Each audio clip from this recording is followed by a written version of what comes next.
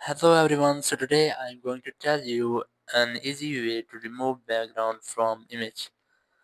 If you want to remove background of your image, so you just need an application.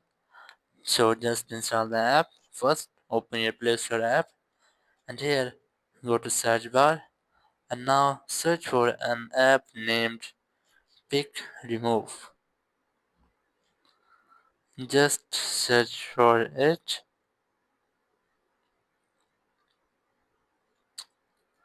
and here you just have to install this application. As you can see that the downloads of application is 5 million plus. So let's install it. Just tap on install and then the app will be installed on your phone. So as you can see, I have successfully installed the app. So just open it, tap on open, and here you this app may be contain some ads. You just have to skip them. So just close the app and here just select your language.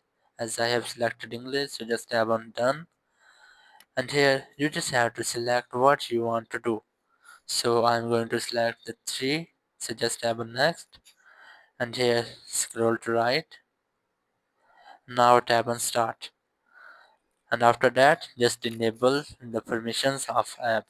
Just allow him and then photo library, tap on it and then tap on allow all.